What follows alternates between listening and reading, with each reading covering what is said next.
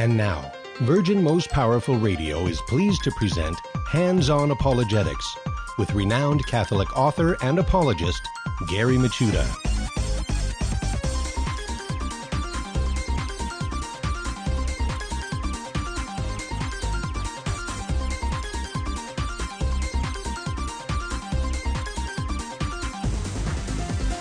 And welcome, everybody. Hands-On Apologetics. You have entered into Virgin Most Powerful's Apologetics Dojo. And I am your host and sensei, Gary Michuta. It's great to be with you today.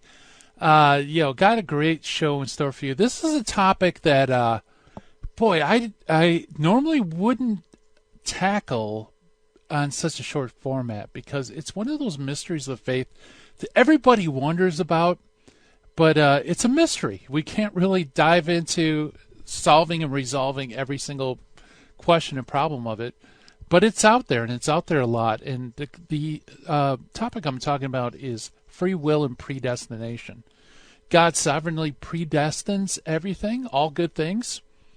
And yet, in a mysterious way, we all have our own free will. And so how do you reconcile these two facts that God predestines all that's good and that, that we're free to reject God's grace?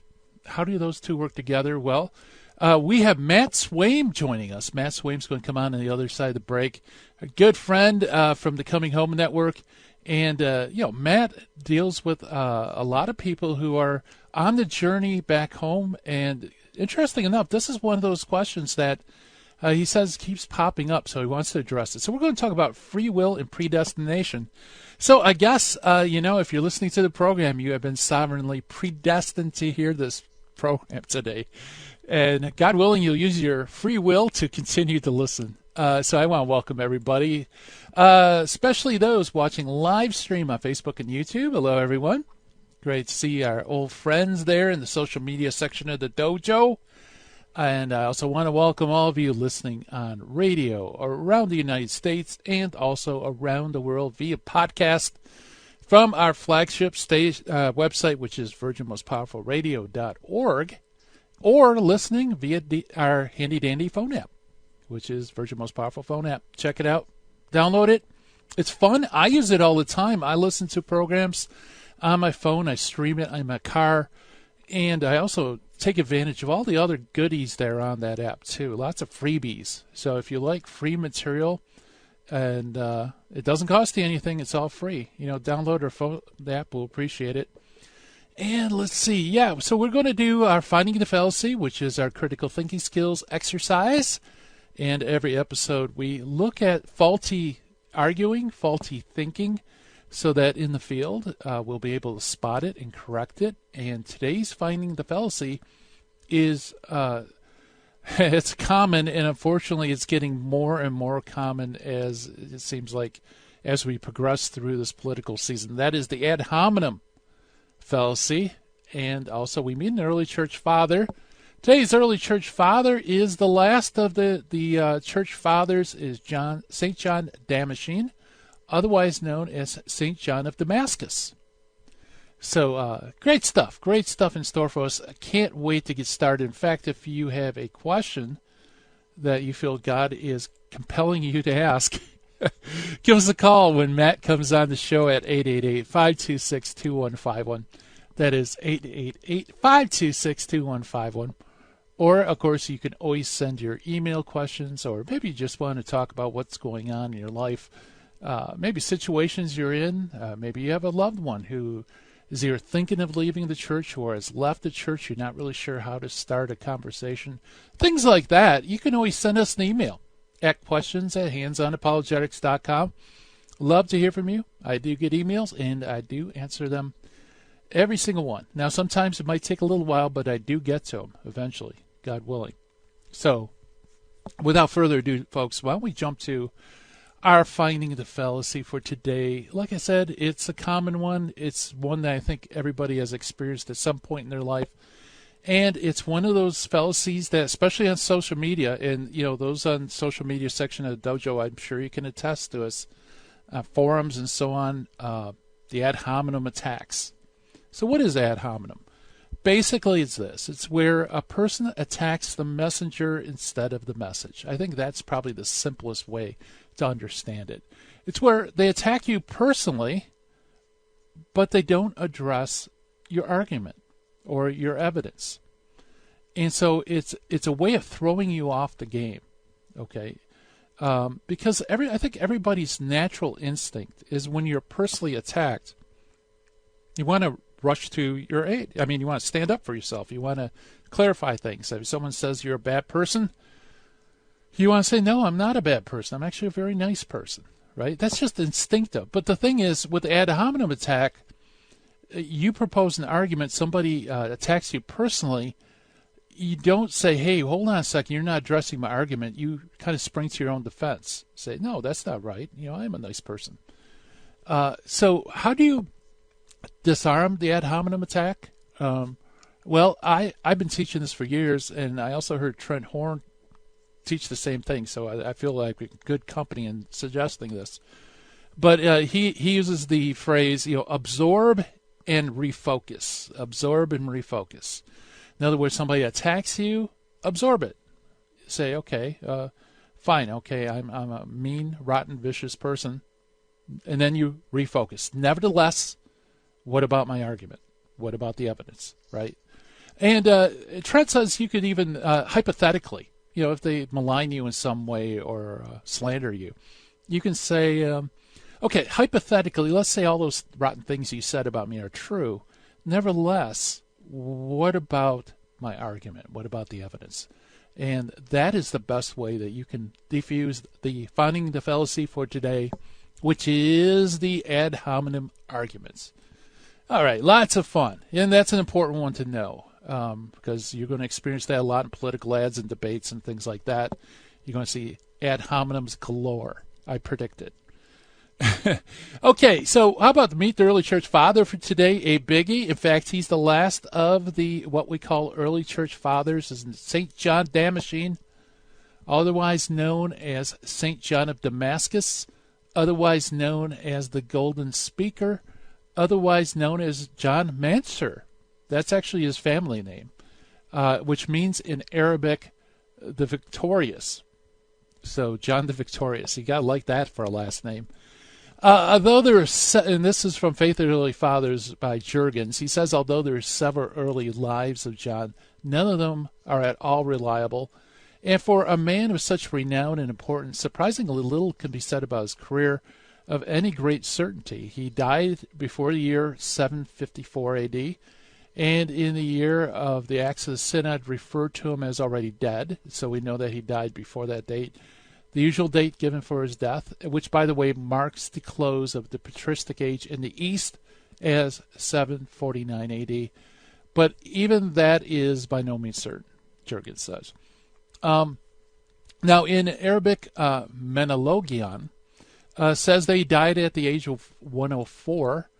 He died at the age of 104. Well, he's a great old age, which would fix his birth somewhere around 645 AD. Some think that the age is greatly exaggerated, and they suggest more modest dates like 675.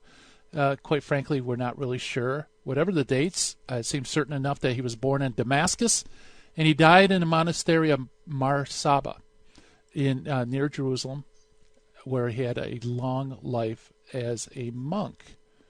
Now, the Mansurs, his family, his grandfather and father before him were occupied at ministerial duties in Damascus, first with the Byzantine rulers, and then after 636 AD, under the Arab rulers of the city. John was educated by a certain Cosmas, probably a ransomed Sicilian captive, who was probably also John's adopted brother. And he had a thorough knowledge of Arabic, Greek, and he was proficient in the language of the Muslim religion.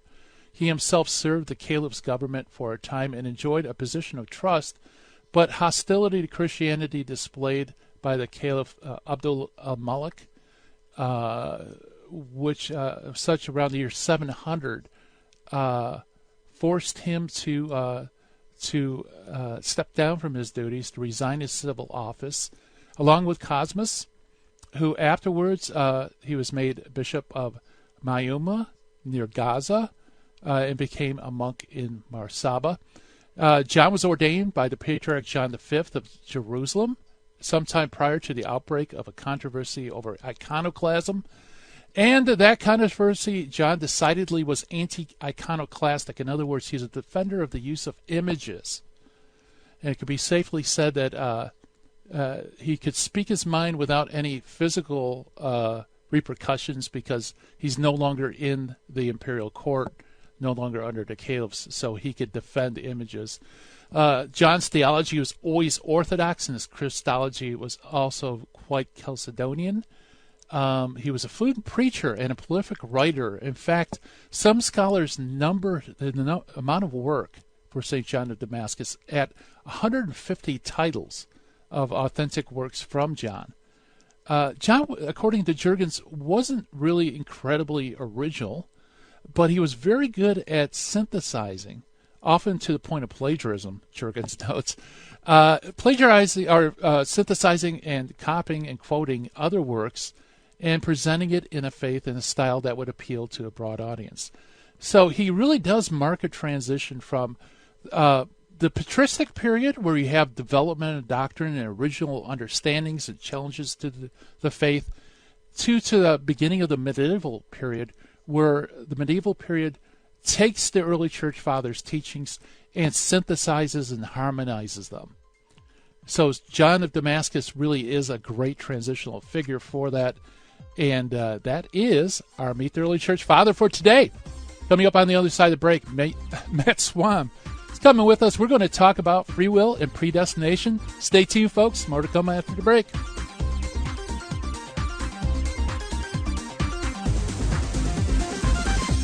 Hebrews 11.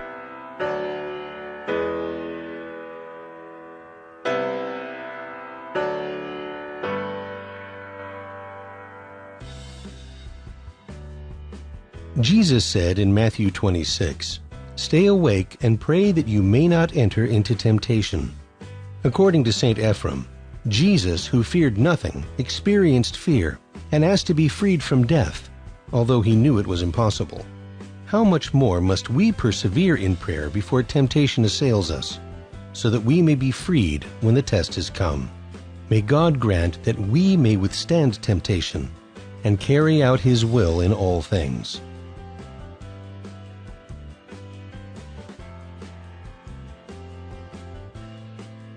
Help the Helpless, a Minnesota St. Paul nonprofit organization chaired by Father of Tyr and volunteers, is humbly asking you for your kind support to help the poor and the handicapped children in India and Ecuador. Through financial support from the Help of the Helpless benefactors, the children are provided with clothing, food, education, shelter, and the teachings of the Catholic Church. The mission is to help children thrive and become self-sufficient young adults leading productive lives. We also provide aid to poor families in Ecuador with food baskets, medicines, medical assistance, and help with funeral needs for the deceased. The work in India is done by Father Antonio's organization, St. Mary's. In Ecuador, the work is being done by the Servant Sisters of the Home of Mother. You can call us at 877-762-8857. To learn more, please visit our website, www.helpthehelpless.org. God bless you.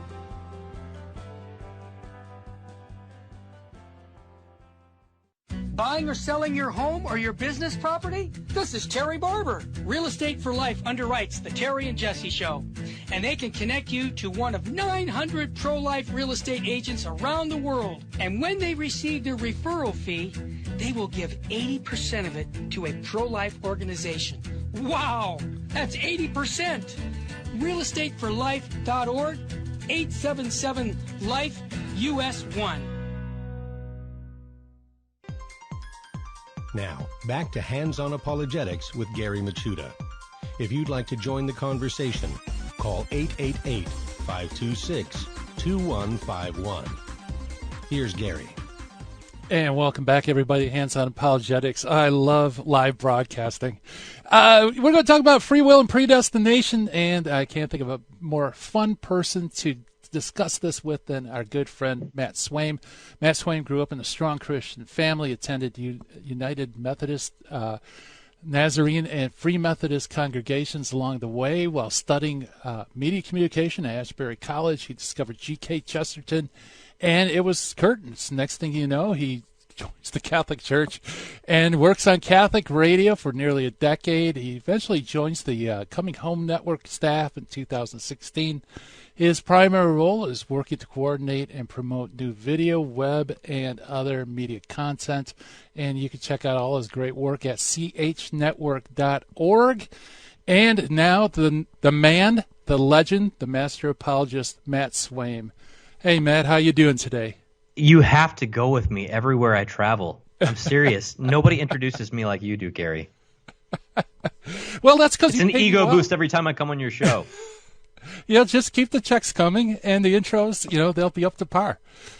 No, it is really good to be with you. It's you have bring with you such a wealth of knowledge from so many different perspectives. So, and today's topic.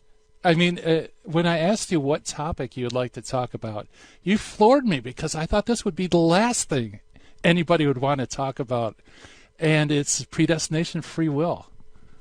Well, except it is one of the things that split Christianity in the Reformation. It's one of the things that splits the two biggest kind of forms of Christianity in our present age between, sort of anybody who's on the Methodist-ish trajectory, anybody who's on the Baptist-ish trajectory.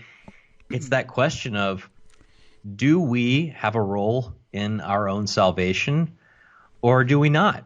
I mean, that seems like a really simple question, but man, wars have been fought over this.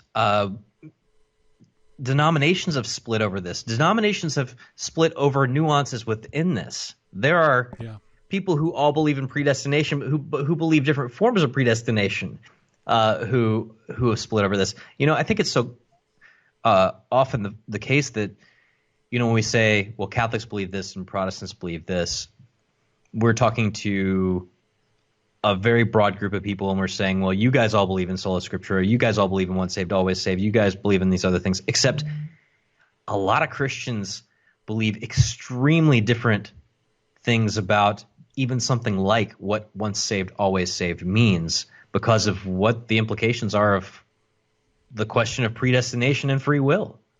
Mm-hmm. Yeah, that's a good point. Yeah, we often kind of generalize and, broaden it to the point where we lose those distinctives, but it's those very distinctives that end up splitting churches. Yeah, no, it's totally true.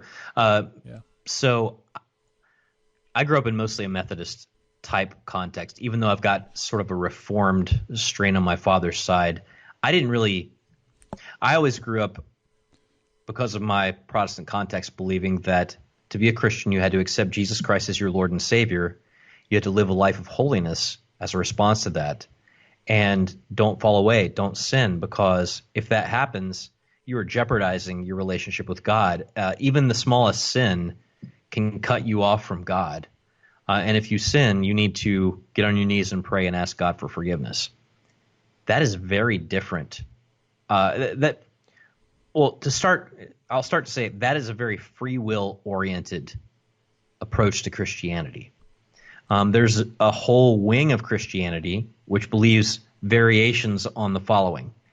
God chooses who's going to be saved and who's not going to be saved. You have no choice in the matter. God is sovereign. Even to say that something like obeying God contributes to your salvation takes away from God's sovereignty. I remember having some of these debates. It wasn't until I got to Bible college that I even realized that there was this variation of opinions. I mean, I probably heard them before. I just didn't pick up on them. Yeah. But I would encounter Calvinists, and this is a very Calvinist type of thing, although it has roots in Luther too, who would say everything from every word that's coming out of my mouth right now is foreordained and planned and destined by God. To others who would say, well, it's kind of like we're all on a bus and you're like a bumblebee on the bus and you can buzz wherever you want to inside of the bus, but the bus is going one place, And right. even those people would fight with each other over what the relationship was between predestination and free will. Yeah. Yeah, so it's so some view it as like a zero-sum game. Yeah. That if there's any kind of responsibility on anybody's part besides God, that detracts from God's sovereignty. Yeah, and that's ultimately where a lot of these arguments would go, with me coming from a background where I believed that we had to cooperate with God's grace in order to be part of his family. But you get into some of these arguments, and at the end of the day, some of them would just say no to everything you'd say, because they'd say, no, that detracts from the sovereignty of God. No, that everything that you're saying, any choice that you make, any reaction that you make is a detraction from the sovereignty of God. And you have to understand that when people talk about once saved, always saved Christianity, which is only one form of Protestantism with very many varieties, that so many of them are coming, if not consciously, at least subconsciously, from a place where their pastors have been formed in a tradition that says, if you're elect, you have a destiny. If you're not elect, you have a destiny. And so you kind of have to parse that out. It's kind of difficult to even talk about this in general terms, because I mean, when you drive through the Bible Belt where I'm from, you will come across weird things like free will Baptist churches. Well, what is a free will Baptist church? They're Baptists in every respect except for the fact that they believe that you can cooperate with your salvation. That's an oversimplification. But you'll also find things like missionary Baptist churches. Well, what's a missionary Baptist church? Well, they believe that not only is all this stuff true, but also it's important to evangelize. Well, guess what? If you believe that you're either saved or not, depending on God's eternal will, why would you take the trouble to go to Africa and tell people about Jesus? I mean, so when you drive past a free will Baptist or a missionary Baptist or some of these others, it's important to know that there's a lot of variation on this question, and it all breaks down on the question of free will and predestination. Yeah, and then you have Reformed Baptist, dude. Where there's a kind of a predestination or determinism. But you're right, though. That also affects the missionary aspect. And probably we should define terms. So the group of Protestants who would tend to emphasize God's sovereignty and more or less deny free will, that would be Reformed, right? Or Calvinistic? Yeah, Reformed Calvinistic, of the strain of Luther. I mean, Luther was very much into the question of the elect. I mean, part of the reason that he came down theologically where he did was he couldn't understand what to do with this repetitive sin in his life. And so this is a major oversimplification, by the way. I mean, one of the best things he could think of to say is, grace covers it all. Maybe I really am a piece of dung, and maybe God's grace is like snow, so you just can't tell that I'm dog poop, right? And that maybe when it comes to the final judgment, Jesus will snow on me, and God will say, well, looks all right from my standpoint, let it through, right? I mean, that's a vast oversimplification, but I mean, Luther really did use that imagery of a snow-covered dunghill. Like, literally, you and I are fecal matter, and the only thing we got is God saying, I'm going to snow on that one, I'm not going to snow on that one. So that's the Reformed theological tradition. What I came from was more of the Methodist Wesleyan holiness tradition, which comes by way of Anglicanism. So John Wesley was an Anglican who wanted to reform Anglicanism, and the Methodist Church started up, lo and behold. And when you look at the Great Awakenings in the United States, a lot of them come through Baptist or Methodist circuit riders and preachers in tent meetings and revivalism, and people preaching this gospel and letting people know this is the truth about what the Bible says. And so Methodists and Baptists have kind of remained the two sort of dominant forces in the United States. Even in this non-denominational world we live in, there's still a Methodist strain and a Baptist strain behind most of it. Yeah. Now, would that be also known as Arminian? Yeah, Wesleyan Arminian. So Josephus Arminius, I want to make sure I get his name right. He was a big free will guy, and his whole thing was we have to cooperate with God in order to be saved. This is why, if you get in an argument online with somebody about Catholicism versus Protestantism, it's pretty quick that you can figure out whether they're coming from an Arminian, Wesleyan. They'll often be called Wesleyan Arminian, or you're talking to a Calvinist, because a Calvinist will fixate on the question of justification. That's what matters. Justification, meaning when you stand before God in the eternal court of his kingdom, what is God's ruling going to be? Whereas Wesleyanism, and John Wesley really started his movement because he had his heart strangely warmed, is the way that he put it. It's about an inner conversion and a cooperation with grace and that sort of thing. You notice that I'm speaking about Wesleyanism much more sympathetically because that's my prejudice and bias. But you can tell that, one group will say, well, what does justification mean? And another group is more likely to say something like, well, do you actually really love Jesus? Yeah. So those are two kind of different – you can sometimes pick it out from the way that the conversation goes. Oh, sure. Yeah, in fact, when I dialogue online with when there's a hardcore Reformed person, it's almost like you're bugging them because they have no missionary spirit whatsoever. It's you've already been predestined one way or another. It doesn't really matter. But sometimes they'll condescend to talk to you, on the other spectrum, like a Wesleyan or whatever, they're much more, like, I'm hurting for your soul because you don't know the truth. Right, yeah. Yeah. Very two very different climates, I guess you could say, of Christianity. Yeah, and I don't want to caricature too much because, again, it's easy to put these things in sort of cartoonish categories.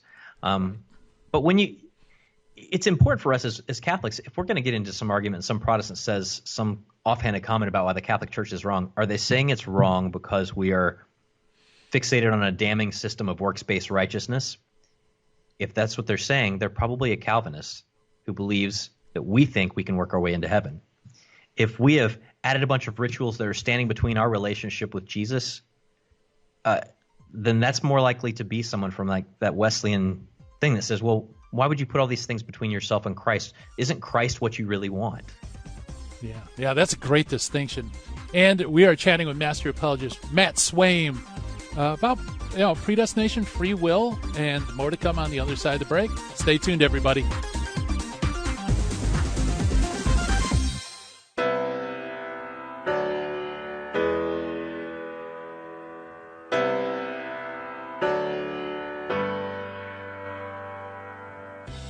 This is Terry Barber. I want to thank you for supporting Virgin Most Powerful Radio. And here's an easy way to support us by going to smile.amazon.com and type in Catholic Resource Center or Virgin Most Powerful Radio. And when you log in your Amazon account and you purchase products, a portion of it will go right back in supporting Virgin Most Powerful Radio. And it doesn't cost you a dime. I want to thank you ahead of time, because that supports us year-round. May God bless you and your family.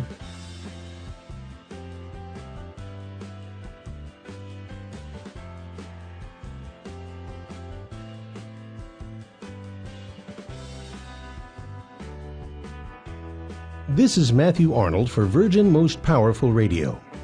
This March, VMPR, in association with the Catholic Resource Center, will be hosting a special conference for the Adoramus Society. Adoramus at the Triduum, a conference on the spirituality of the Triduum liturgies, featuring speakers Father Joseph Fessio, Dr. Anthony Lillis, and Christopher Carstens, addressing such topics as developing a liturgical spirituality, the spirituality of Holy Thursday, the spirituality of Good Friday, and the spirituality of the Paschal Vigil and Easter season. It all takes place March 14, 2020, at the historic Sacred Heart Chapel at 381 West Center Street, Covina, California, 91723. You can register online at vmpr.org or call now at 877-526-2151 to reserve your seat today. for Adoramus at the Triduum.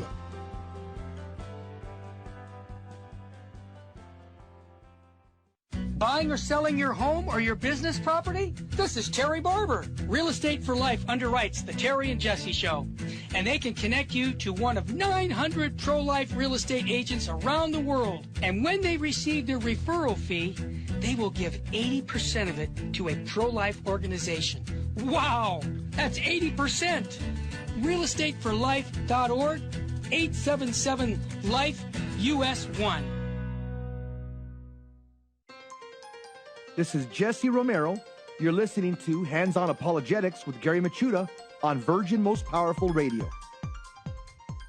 And welcome back, everybody. We're chatting with Master Apologist Matt Swaim about free will, predestination, Reformed, Arminian, all that spectrum. And there's a lot on the table. It's actually a very fascinating discussion because now, Matt, I wonder if your experience squares with mine. Usually when you're talking to someone who's more Reformed, where the emphasis is on God's sovereign will and predestination, they tend to be more systematic in their thought. Very much so. Or wedded, yeah, as opposed to the other side, which is more experiential. Like, don't you love God? Don't you love Christ? Hasn't Christ changed you and changed your heart, right? That's more of the Wesleyan approach. And again, we're talking in very broad categories because there's only about 200 kinds of Wesleyans and only about 500 kinds of the other. That's true. But, this whole idea of systematic theology is God has a plan, and let us make sure that everything fits into the system. So what will happen is, well, we'll get into the Reformed thing because that's I think the best way to kind of analyze this. If you're of a Reformed stripe, you have a very specific understanding of what salvation and justification are. Therefore, when you read the scriptures, especially things like Romans, that's one of your go-to. Ephesians is a big go-to, and some other passages. You're going to say, this is the system. And when you find something that might not fit into the system, you have to say, well, it appears that Christ is saying this, or it appears that St. Paul is saying this. But if you dig deeper, what Paul is actually saying is something that fits into the system. Yeah. So this is why if you look on the Coming Home Network website, you'll see a whole series of Deep in Scripture podcasts under the category Verses I Never Saw, right?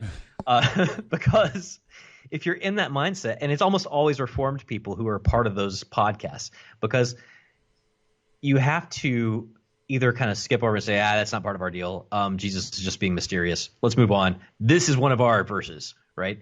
And then when you start to put them together, you're like, I don't know what to do with certain one of these verses.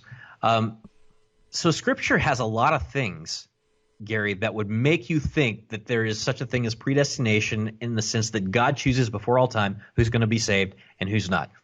I mentioned Romans.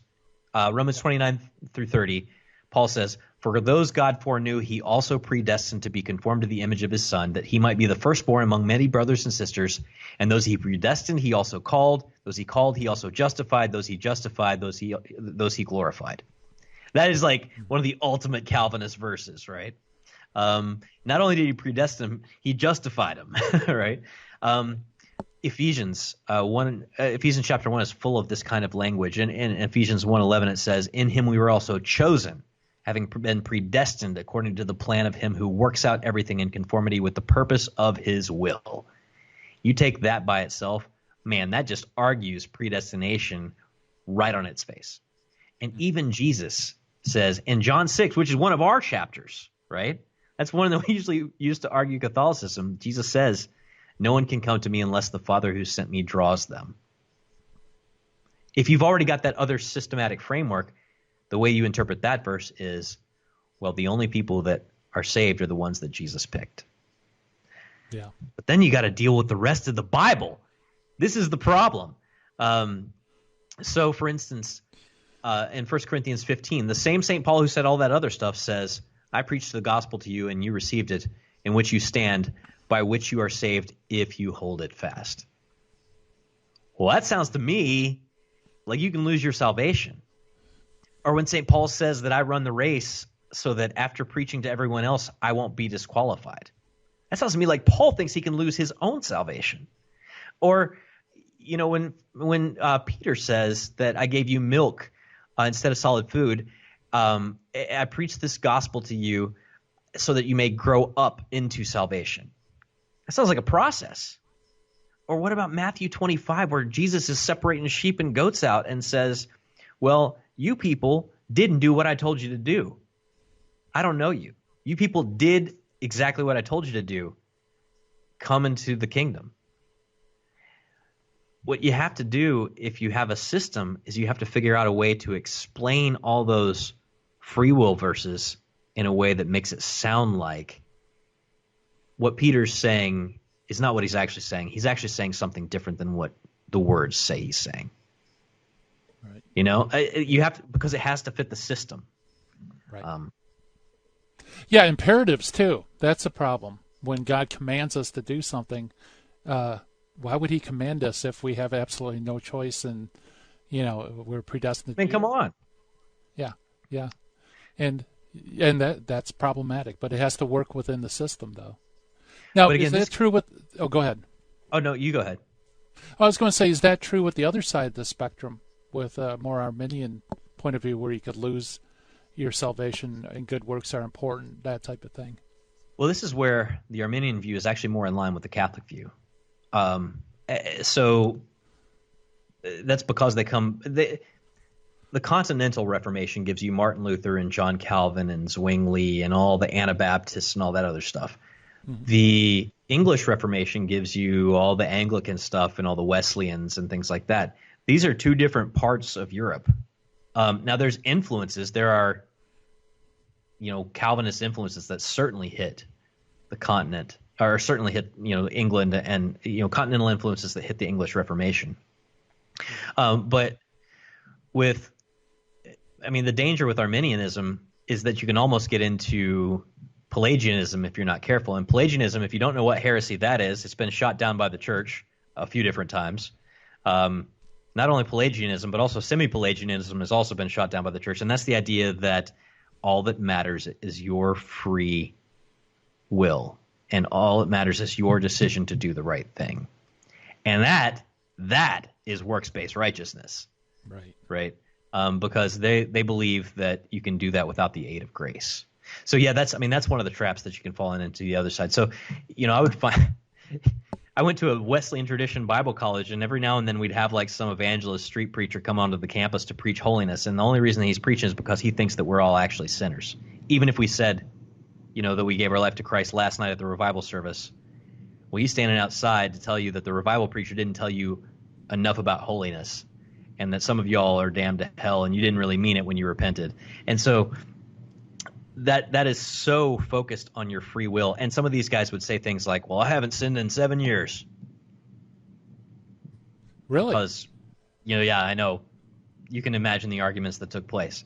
But again, that's because they believe in a second work of grace known as sanctification. Some of those groups, the holiness groups, do. Yep. That you can get so dialed in with your free will that you no longer have the will to sin. But yeah, so there are errors on both sides, obviously, and neither one of these groups is operating with a magisterium. They're operating with just the Bible itself. So that's what you're dealing with. If you're going to argue with any of them, if you're going to debate with any of them, if you're going to have a decent conversation with any of them, you can't say, well, Augustine says this, or Ambrose says this, or Aquinas says this. You have to stick with the Scripture, because that's the thing that matters to them. Right. Yeah, very good. And and I've noticed that on the free will camp side of things, it's almost always negative. There's always this expectation that you're not living a holy life, you don't have a relationship with Christ, and therefore I need to share the gospel with you. Our mutual friend El Cresta, that was one of his pet peeves, that missionaries would come up to him and he's like, "Why do you assume that I'm not Christian? You didn't even ask." You assume I'm Catholic, so therefore I'm not. There's a great story. If you can ever find R.J. Snell's Journey Home episode, he talks about going to Liberty University, which is, I think, mostly Baptist.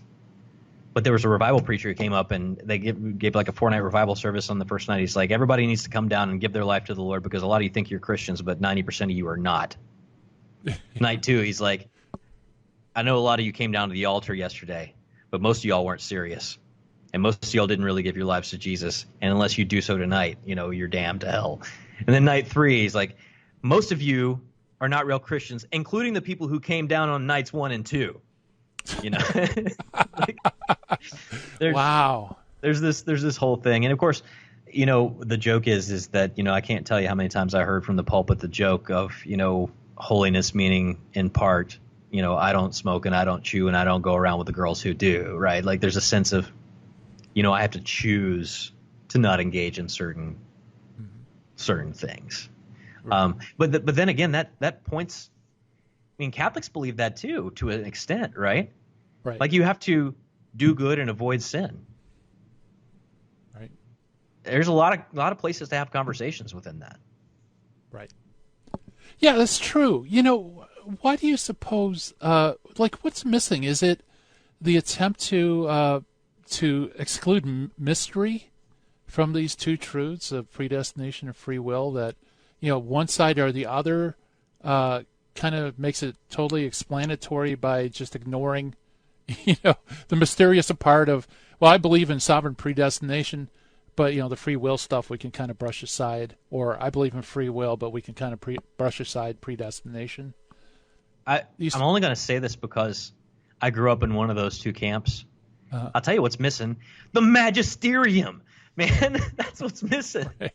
Right. Is there's not any kind of 2,000-year-old tradition that has wrestled with this and has an apostolic deposit of faith and has guarded that over the centuries to be able to say, well, this is what we've always taught about this, right? Because, there's a big revival that took place at Asbury College, my alma mater, back in the 70s. And the way it got started is they had a revival service, and then somebody got up to the podium and said, I just want to tell everybody all the sins that I've committed, and they just unloaded on the group. And the next person got up and said, well, here's all the stuff that I've done.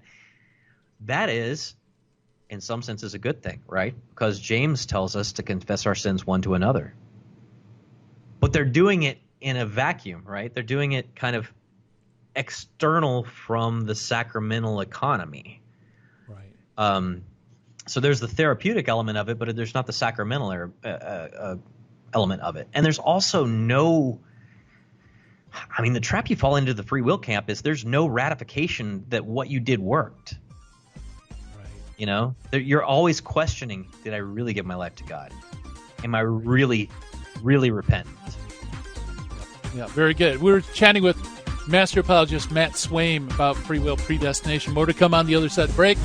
Stay tuned, folks.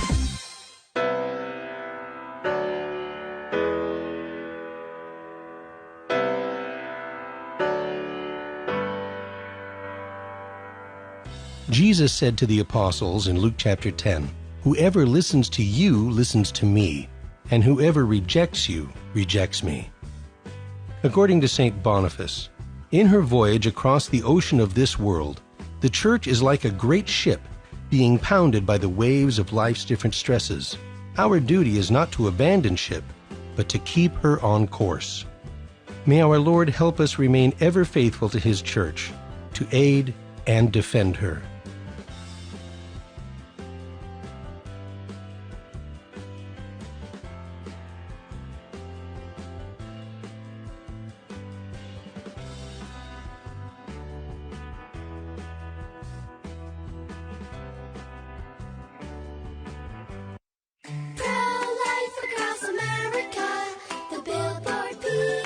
How does the baby move in your tummy? How does the baby eat? Can the baby hear me? How did the baby get in there? Wow, a pregnancy can sure generate a lot of questions. But what's important is that a baby is a baby, inside and out of the womb. Not just after birth, but 9 months before. at conception. That's right. Every baby is a miracle. Hello, my name is Marianne Koharski. I'm the director of Pro-Life Across America. If you know someone who is pregnant or in need of alternatives or assistance or would like to support the work of Pro-Life Across America, please visit our website at prolifeacrossamerica.org, or better yet, simply dial pound 250 on your cell phone and say the keyword pro-life. Pro-Life Across America is non-political and totally educational. A baby's heart is beating 18 days from conception. Pro-life across America, the Billboard people. This is Terry Barber. I want to thank you for your support here at Virgin Most Powerful Radio. Here's an easy way to do it. If you're going to sell or buy a house, call Real Estate for Life, 877-543-3871, because they're going to get you a Christ-centered agent to purchase your home or to sell your home. And at the close of escrow, a portion of his commission goes right back to Virgin Most Powerful Radio. Call 877-543-3871. Thank you so much for your support. Now, back to Hands-on Apologetics with Gary Machuda. If you'd like to join the conversation, call 888-526-2151. Here's Gary. And welcome back, everybody, to the Hands-on Apologetics. We're chatting with Master Apologist Matt Swaim. As I said, the man, the legend, and we're tackling, one of the most complex subjects there is, predestination and free will. And Matt, before the break, you were talking about the free will camp, how, there's no magisterium to regulate things, so it's like you could lose confidence that you're actually in a state. Oh, that's a huge issue. God, you backslide, right? You have to rededicate. Yeah, and also in the megachurch movement too. I noticed you have this phenomenon where people will, there will be a sermon on a particular thing like repentance and holiness, and people will confess their sins, and it goes gangbusters. And then the next week it's totally different. It's as if it never had existed before. It's almost like a firework. Yeah, and a lot of that has to do more with sort of why non-denominational churches are appealing in the first place than it does to do with the actual theology. It's what will get people thinking about God. I mean, that's more of a question. Although a lot of non-denominational churches tend to have more reformed roots.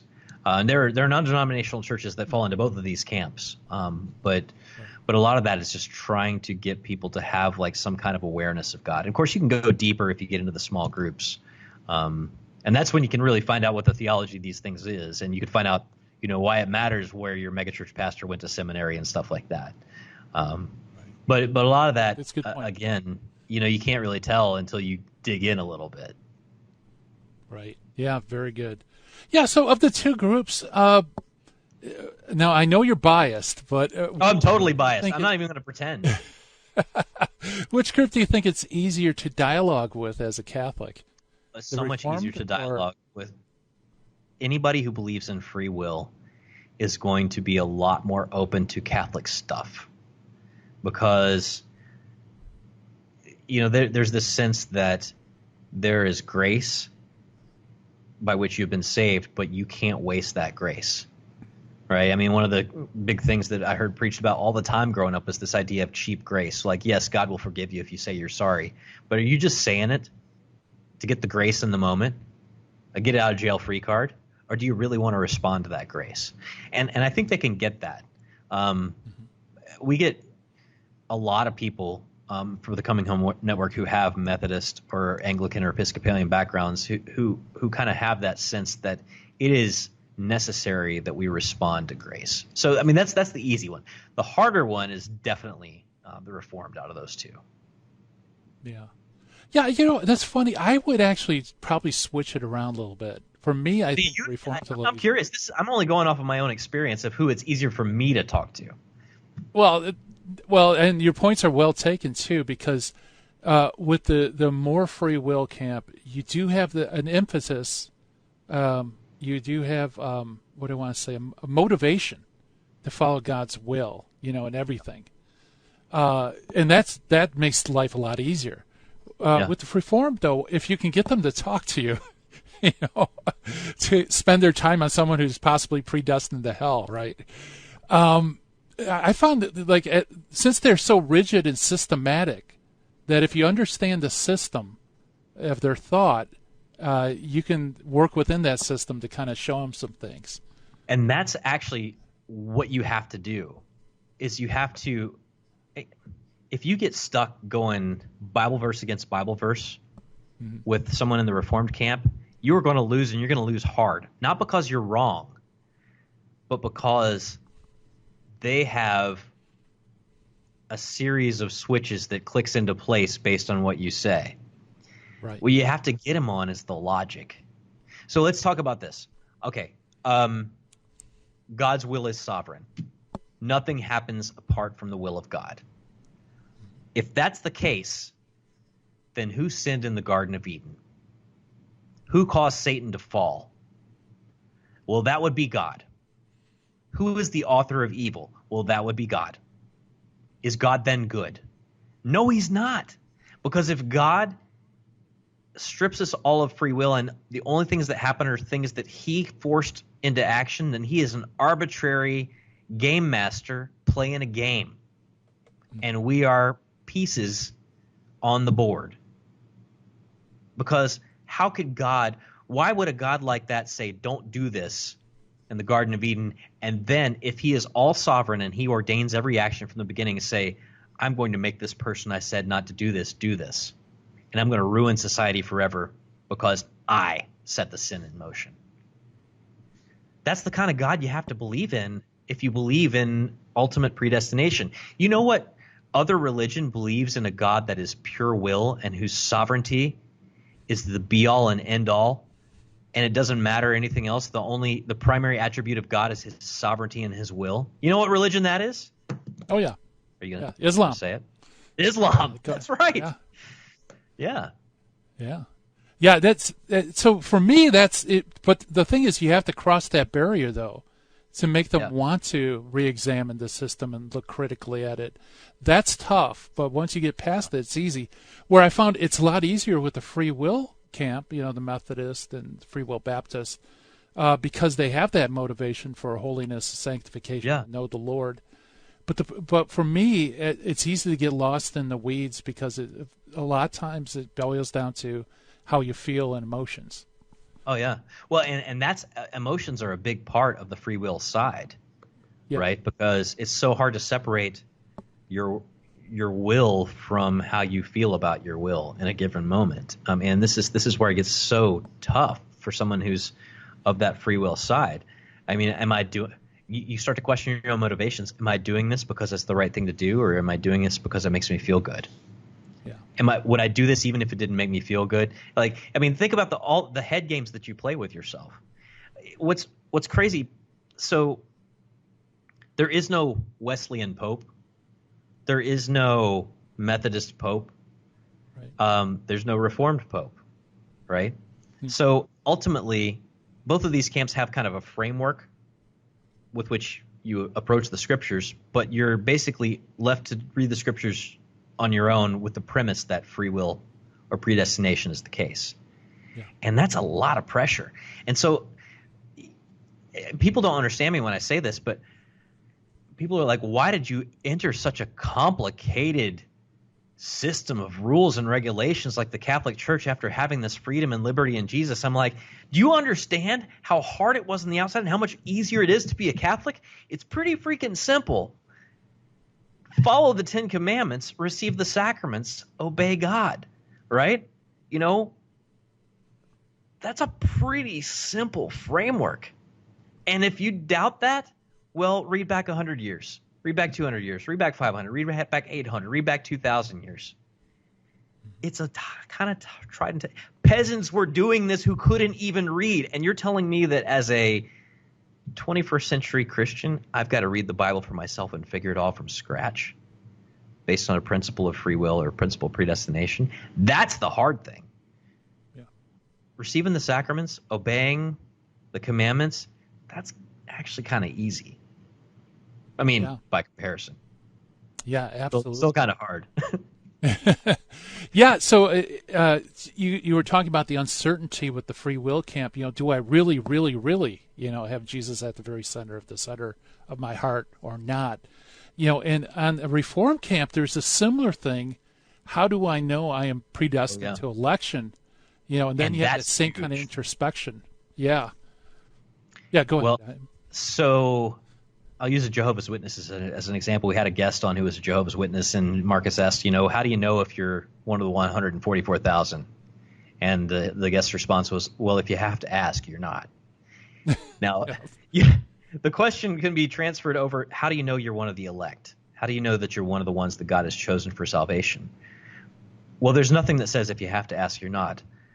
But there is something in you that says if you have to ask, is it true? And Marcus tells the story of a lady that I can't remember if he or a pastor friend knew, who was convinced that she was not of the elect. And she kept on coming to church just in despair because she was convinced she wasn't of the elect and she didn't know what she could do about it.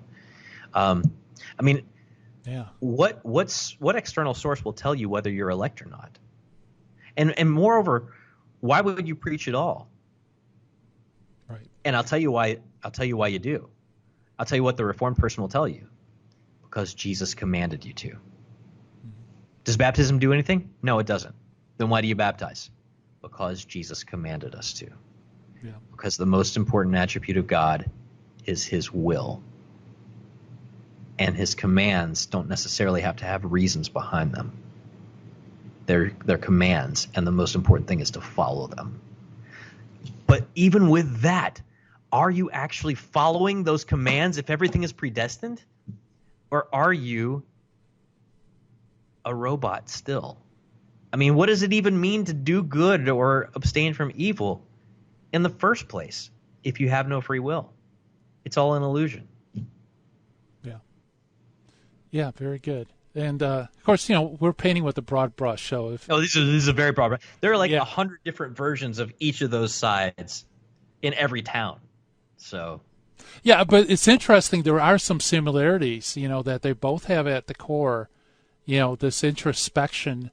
How do I know? How do I know? Yeah. Versus, ironically, Catholicism, we're usually accused of, wouldn't you like to have an assurance? You don't have assurance of salvation. But I have an assurance of what I'm supposed to do. Yeah. I mean, I got that. Yeah. And you have assurance that, that when the sacraments are conveyed, that they are vehicles of grace, and objective so we baptize. Grace. Yeah. So, well, you know what? For being such an incredibly complex topic, Matt, I have to say you did well. Well, I learned from the other master apologist sitting across from me. Who's that? Marcus on the other side? No. I mean, whoever it is on the wall behind. Is that Padre Pio? Maybe. Yeah, it's Padre Pio. Yeah, that's great. And we just scratched the surface too. We could probably there's so much do more. This into a whole series. Anyway, Matt, why don't you tell us a little bit about what you're doing at Coming Home Network and where people can go to access your stuff? Yeah, so a lot of people know us for the Journey Home program, which tells conversion stories every Monday night on EWTN. But beyond that, we do a ton of other things, including create this network where converts, people on the journey, people who are coming back to the church can meet together in our community, community.chnetwork.org. You can plug into that. It's our online social network made up of nothing but people who are just walking this path together and trying to figure things out. chnetwork.org or community.chnetwork.org and plug in. Yeah, it's a great website. Thank you so much, Matt, for coming on. This has been a lot of fun. Thank you, man. All right, have a great day. And that is Matt Swaim. And, I can't believe the hour is flowing. Every time it just seems we start the program, and before you know it's already over. Coming up next, High Impact Catholic Talk coming at you with the Terry and Jesse Show. And it's time for me to shut down the Midwest Command Center. I hope everybody has a great day. God willing, we'll talk again tomorrow. Bye-bye, everybody. In the 1990s, I lived and worked in Hollywood. But when my wife Betty's mom took ill, we relocated to Orange County. And it was during this time in our lives that I converted to Catholicism. Once my eyes were opened to the truth, I couldn't learn enough about the faith. But I had less free time than ever, especially with a long commute. That's when I discovered the real value of Catholic audio. Listening to cassette tapes transformed my daily commute into a miniature retreat. And that's the beauty of Virgin Most Powerful Radio today. Since the podcasts are archived, You can listen anytime on our smartphone app. I know how listening to Catholic audio can bring you closer to Christ and His Church. So I encourage you to visit the App Store or go to vmpr.org and download the app today. It just might change your life. I'm Matthew Arnold for Virgin Most Powerful Radio. Virgin Most Powerful Radio, sharing the gospel with clarity and charity.